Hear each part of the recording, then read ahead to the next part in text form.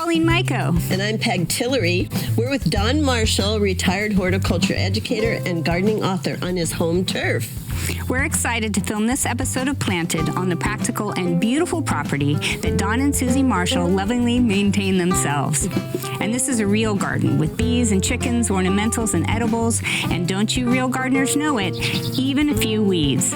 Join us to fuel your gardening passion, learn how to be in tune to your plant's fertilizer needs, demystify why soil is key to a great garden, and a simple formula for finding just the right plant when you hit your local nursery. I can hardly wait to hear that simple hint. Thanks, and let's get rolling.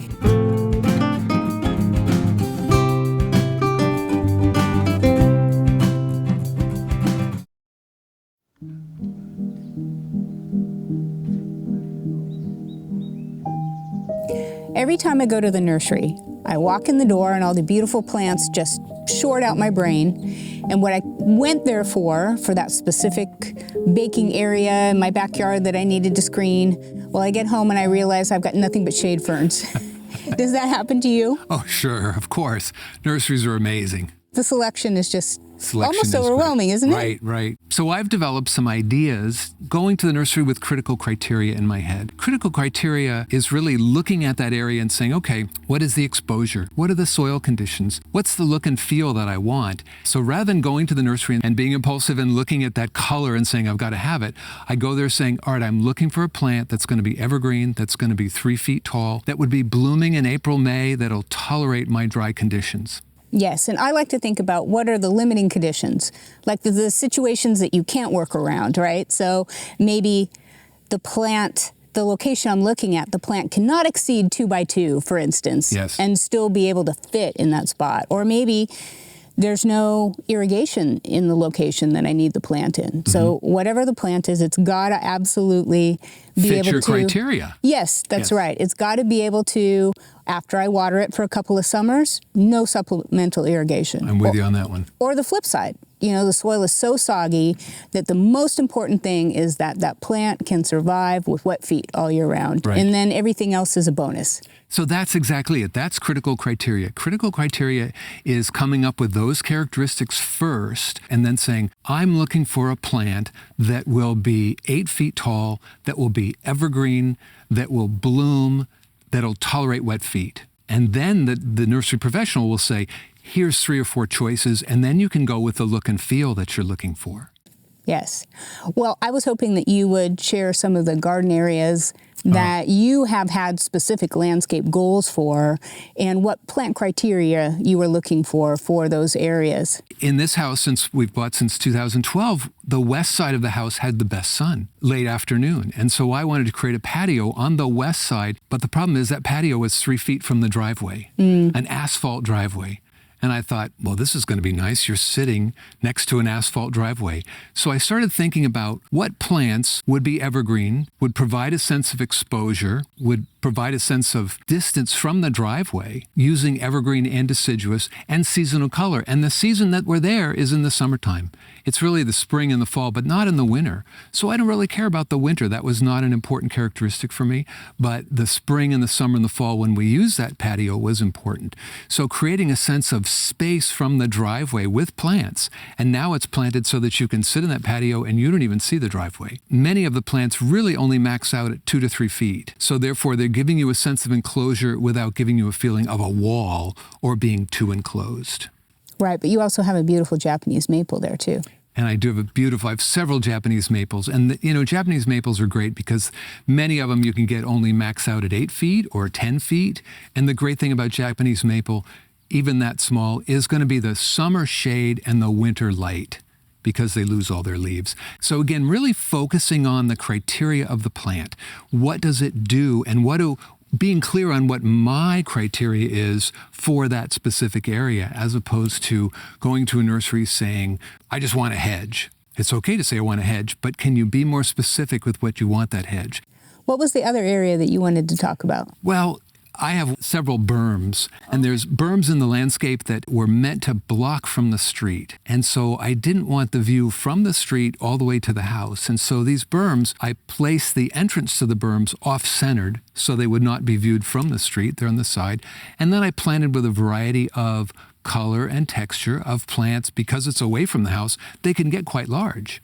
They can get 10 feet, they can get 12 feet, they can get 15 feet. When you have a mixed shrub border, which is really what that is a mixed shrub border. When you have a mixed shrub border, you can use a variety of colors and textures. And because my goal was screening from the street, then many of them are going to be evergreens, and the burgundies and the variegateds will be the deciduous, which will kind of peekaboo around those evergreen plants. What are some of your takeaways after planting these areas and doing this for so many years? I think there's always a learning curve when you're planting a new garden and when you're designing a new garden. Boy, one is that plants grow and they get large. And sometimes they get so large that you want to be comfortable editing. And maybe that means taking out. If your goals and objectives were you want it to happen fast, sometimes we plant too close. And so the need for editing is really important. Well, let's talk about your book. Oh, my book, 2002 is when it came out. And it's a fun book. It's Home Landscaping Northwest Region. And it's a fun book to look at the pictures. Not only does it give you your goals for the site, but then it gives the bird's eye view, which is what a lot of plans do. And sometimes that's hard to relate to. And so the book we had an excellent artist, and the book also has a standard person view so that you can look at it from the street and saying, what am I going to see? So I like those two views. And then it does give the seasonality, because as you and I both are big fans of seasonal interest. So it doesn't take a lot of design to have a spring garden be colorful because everything's blooming, or even a fall garden be colorful because fall, the leaves are beautiful. But it's that November, January, February time when things are pretty bleak that you and I like to focus on and do seasonal interest, whether it's in fragrance or whether it's in flowers, whatever it is. So again, having that seasonality has been fun part of the book also. Wildlife appreciates the seasonality too. Exactly. Choosing things that are going to have fruit. You've got a lot of bees here, so things that are going to be blooming at various seasons for the pollinators. Thousands of bees. Yeah. Well, thank you for sharing this criteria. It's obvious from your beautiful garden that you've been successful in choosing the right plants to accomplish your goals, and I know our viewers will enjoy learning this from you. It's always learning, aren't we? We're always learning. Yes, and we don't want to give the impression that we're not encouraging impulse buys, though. Right. Oh, of course. You've got to buy that plant. You have to have it, and then you do go back and say, where will this go? And that's okay. And that's really fine. Thank you so much. Thank you.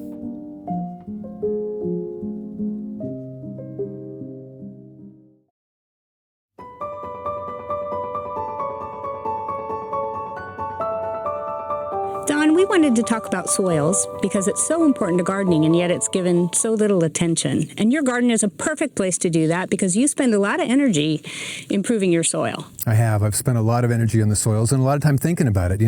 Soils is what plants grow in. Dirt's what we sweep off the floor. Share with us what soil texture is. Great. Soil texture is so important to understanding.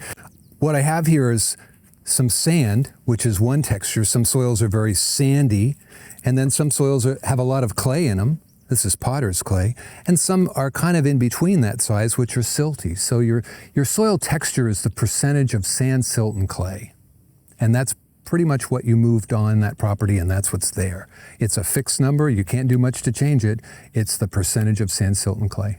So let's talk about organic matter, because that's the key to making adjustments, right? Right. Organic matter is pretty wide and pretty encompassing. Organic matter is really anything that was living but is now dead. And organic matter is what's going to improve your soil structure. And structure is how it's arranged. Structure is how it's all put together. Structure allows water to move through, allows roots to grow through it, allows nutrients to be available. And so texture is important, but structure is really what makes it. And that's where organic matter fits in. And that's where microbial activity fits in. And so organic matter can be anything from leaves to grass clippings to wood chips to anything that is just that type of material that will help improve the soil. Well, you had mentioned microbes. Can you give us a simple definition of that? Gosh, microbes, there's thousands and thousands of type of microbes. It can be bacteria, it can be fungi, it can be all sorts of things. These are microbial activity that's living in the soil on the organic matter. And really, why this is important is because as the microbes break down the organic matter, they give off a gelatinous material which causes the soil particles of soil texture to clump together. And so actually this microbial activity is causing a reclumping of your soil, making it more an improved structure. And so you're given this hand of soil texture, understanding why soil structure is important, using organic matter and understanding the microbial activity helps tie it all together and gives you some goals to work towards, which is to improve soil structure. One of the neatest things I've learned is that actinomycetes, which are a beneficial soil bacteria, they're what give that characteristic earthy smell that we recognize in soil. Right. They're what makes it smell so good. Yeah. Yeah. Oh, yeah, it's that organic matter. Yeah. You can smell it. It's the bacteria. And good soil shouldn't have a foul smell. Shouldn't have a rank smell. Good compost shouldn't have a foul smell. It shouldn't have a rank. It should just smell earthy, like you said. People think that when we talk about adding organic matter to the soil to improve it, that somehow means that they have to bring out equipment and till. Right. But we know that's not the case because, well, this segues into talking about mulches. You know, tilling is kind of a misunderstanding. Everybody thinks you need to till, when really research is showing that tilling causes a lot of compaction right below where you're tilling. And so there's really no need to do a lot of tilling. And using organic matter, using mulches, you can just put those mulches on top. Wood chips is a great example. You put the wood chips on top of the soil, and over time, the microbial activity will decompose those and improve soil structure. Right. Well, it's those wonderful visible and invisible creatures in the soil that are doing the work of taking that mulch and getting it into the soil. We don't even have to do the work. They do it, those cool microbes we're talking about, they'll do the work for us. Right. I take a lot of grass clippings and I just set them on top of the soil. I never till them in, never work them under. It rather quickly decomposes, improving soil structure. Yeah, and then you don't have the consequences of just putting your soil structure in the proverbial blender by tilling it Which is what people do when they're tilling every year. Yeah. Well, we have some samples here, right? Yeah. Let's talk about this. So I've just got some old grass clippings. We use a lot of grass clippings. Leaves are great. People are of the understanding that they need to rake out their beds every spring. And I'm not a proponent of raking out your beds every spring. No, it's free mulch. Nature's way. That's right. I just leave everything down, and it slowly decomposes. So mulches will work a lot of different parts of your soil to improve it and to make it more hospitable for plants. Right. And what I like about all the examples you gave is you're using the organic matter that's produced on your garden to mulch. Right. You're not bringing a lot of extra stuff. You're using what you have, right? Yep. Exactly. A lot of people think if they've got clay soil and they're trying to improve it, that they can add sand to do us. Tell us why that's a bad idea. That is such a great question because we know that clay and sand basically make concrete. Right. Well, when you say that, it makes sense. But when you're thinking about it in the garden, maybe you don't put those things together. People traditionally will say, well, I'm going to add sand to my garden. And it's like, well, no, you've got a lot of clay. Don't add sand because when it dries out, it's going to be hard. So people will say, I have a sandy soil. What should I do? I'll say, add organic matter. I have a clay soil. What should I do? Add organic matter. Well, wait a minute. You told me to do the same thing for both. That's correct. But you're right. That's such a misunderstanding that add sand, it'll improve drainage when in fact, it'll make the whole thing a lot worse. Yikes. We don't want to do that. Yikes. I wanted to talk about the Soil Biology Primer really quickly. It's my favorite book about understanding what microbes are and how alive the soil is. And it's pretty accessible. It's not, a super high level scientific. It's got great illustrations. And that's my recommendation for people who want to learn more about what is a microbe and how is soil alive. One of my favorite books, which is a little more difficult, is The Intelligent Gardener by Steve Solomon. And it gets into nutrient-dense foods. It's a little harder to read, but if you're into nutrient-dense foods and nutrients, you might geek out on it. But I wouldn't start there. I'd start with the soil biology primer. Growabundant.com is a great website, and really they talk about nutrient-dense foods and feeding your garden. You know, part of my passion is being able to eat out of your garden, and it's so much nicer to walk up and pick peas and pick lettuce and pick raspberries and not worry about pesticides on them and those kind of things. Nice. Well, so we have 3 ways that people can learn a little bit more about soils if they're so inclined. And Good resources. yeah, thank you for the information today. I really appreciate it. Okay. And we'll say what? Go microbes? Go microbes.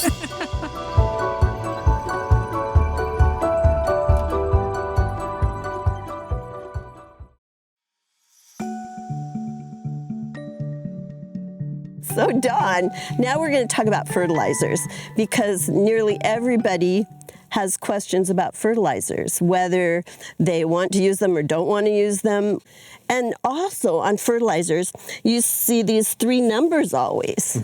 So you're going to help us solve the mysteries of fertilizer. And you know, when we're talking about an established shrub bed or some established area in your landscape, you may not need any fertilizer. But if you're talking about your fuchsia basket or your roses, then yeah, the answer is you probably do need to go with some fertilizers. But let's talk about those 3 numbers. Yeah, NPK. NPK, we all know that, don't we? NPK. Yep. First number is nitrogen, and it's responsible for green growth and lush growth. The second number is phosphorus, and it's responsible for flowers and fruiting. Yep. And the third number is potassium, and that's responsible for health and vigor of the plant. The question is, looking at these numbers, and it's percent of weight or volume, depending on what form it's in. And so that's how you have to decide what I'm good for. But if I'm looking at lettuce, then look at this 2.5. So this would probably be good for lettuce or good for leafy greens or things like that. Looking at it,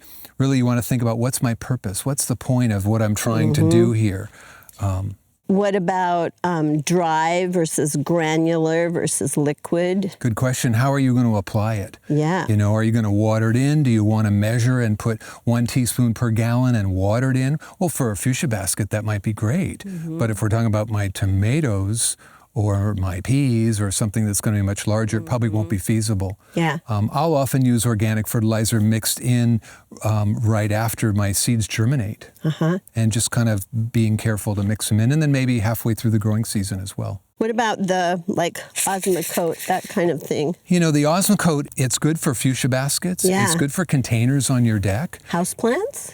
Would be good for houseplants. The thing to keep in mind is that it's temperature and moisture release. So if your house is hot, it's going to maybe releasing too much. The nice thing about using a product like this in the summertime is that we have warm days and then cool nights. Yep. And so you have that semi-permeable membrane which releases and then doesn't release and releases and doesn't release. What about synthetic Good versus question. organic? Organic versus synthetic. I always think that organic fertilizer is going to feed the microbial activity a little better.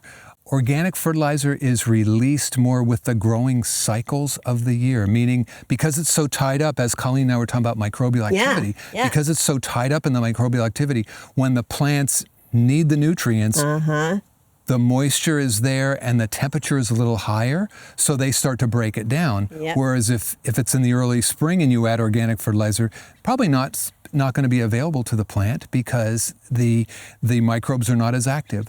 So I like organic fertilizers because they feed the microbial activity and they release it. Synthetics are good for a shot. A fuchsia basket you want in a container. It's in a 12 by 12 container, and you want some growth, and you want it now. It's getting watered every day, so all the nutrients are washing out. Exactly, they're washing out so fast. So maybe it'd be a good idea to use a synthetic in that case. Yeah, cool. What about weed and feed? Boy, that's a big controversial subject, isn't it? Weed and feed is an herbicide contained with fertilizer. I don't think it's a wise use of fertilizer. I think if you're going to fertilize your lawn, then fertilize your lawn, and I would use an organic fertilizer. Thank you. I'm so glad that you shared that and answered my question, because it's better just to do one thing for one purpose. Any final tips? No, I'd say think critically on the fertilizers that you have in your garage and use things up before you buy new. Perfect. Thank you.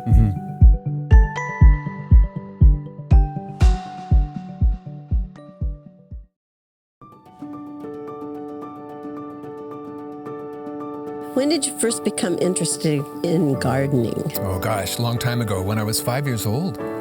5 years old, I always wanted to be a landscaper, and I just did it all the way through. So when I thought about college, really it was horticulture is what I wanted to do. When I thought of a career, horticulture was the only answer. So it's been a long time. It's awesome. And instead of becoming a landscaper, you taught a bunch of people I did. about landscaping. I did. Whoa. What is your inspiration for gardening? Oh, living in the Northwest is really my inspiration. Green is my inspiration. You know, June is green month, and everything is so green and lush, especially with a lot of rain. The Northwest is really my inspiration. Living here, there's so much that we can grow. It's so different than New England, so different than other parts of the country that is a little more harsh. So I just love the mildness that we have here. That's my real inspiration.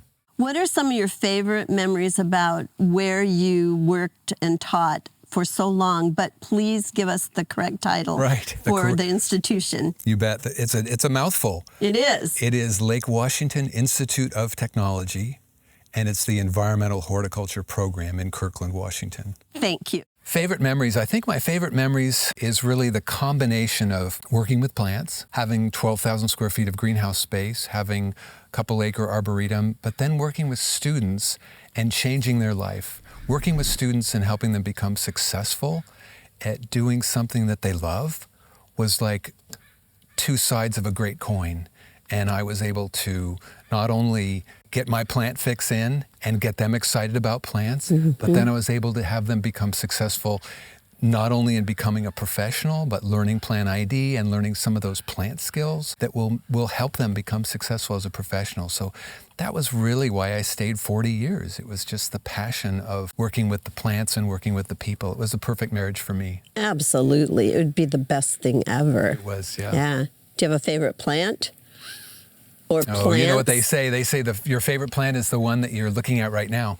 I think that's true for me. But I must say, because I'm into seasonality of plants, I really love looking for plants that are interesting in the gray months, November, December, January. And one of my favorites is hardy cyclamen. I love hardy cyclamen. There's two species, you know, one is heterofolium, which is your fall bloomer, and one is coum, which is your January, February bloomer. And then the foliage is just incredible. So hardy cyclamen has got to be my number one favorite, but then also the seasonality of sarcococa, because it blooms starting around Christmas time. And although the flowers are not a whole lot, it's the fragrance. You walk around the corner, just little flowers, but you walk around the corner and go, wow, sarcococa's in bloom, and it's a gardenia-like smell. Yeah. So sarcococa for shade is just so wonderful, and I really just looking at things like hamamelis, which will bloom, you know, in the wintertime as well. So those little bits of surprises, and I think that's what I like. Tell them the common name for hamamelis, because some people won't recognize that one. Witch hazel. Yep. Witch hazel, yes. Yep. Yeah, oh, that's right, sorry. And we also love the little seeds. The capsules of the cyclamen. Oh, the hardy cyclamen puts on those great seeds. What a great story, isn't it? Yes. Where they bloom in the wintertime, they go down, turn to a seed pod, and then that seed pod cracks open like in July, and then because the seeds are covered with sugar, the ants take the seed, they take it away, they scratch the sugar off, and then they forget and leave it. And so you start to find little baby cyclamens coming up in different areas. I love it. And yet it's not invasive. It's just an element of surprise in the garden. And I think that's really brings me a lot of joy, is elements of surprise in the garden, where you look at it, where the world is crazy, and you walk out and just go, oh, look at that. And it warms your heart. It's good for you. Good for your soul. In so many ways. Yep. Good for your soul. Yep. Any other advice that you would give to gardeners, especially new gardeners? Keep it simple. I think looking at keeping it simple and not being overcomplicated. You know, simplicity is the best. When you're a gardener, you're going to have a growing edge. And your growing edge is what you're learning. And every year, even now, I'm learning new things. And so you might even ask yourself, what's my growing edge? What do I want to focus on this year? What do I want to learn? What's new? And that's why you can spend your whole lifetime on growing edges. You never stop growing, right? Never stop growing, that's right. Thank you. You bet. Thank you, Peg. Thank you, Dawn, for hosting us in your true gardener's garden with bees and soil and wonderful plants. We hope our viewers enjoyed as much as we did. Yes, thank you to Susie and to Dawn, and also to you, Peg, our co-hostess with the mostest. We are sad to let our viewers know that this is Peg's last episode of Planted, and though our show will go on, it is not going to be the same without you. Who's going to dress up like a snail with me now on camera? That was my favorite episode that we did together. Thanks. Who knew that enjoying my retirement and family would be a full-time job? I'll be watching, though, for the next episodes of Planted. And remember, the more you grow, The more you'll know. Links for this episode are posted in the video description.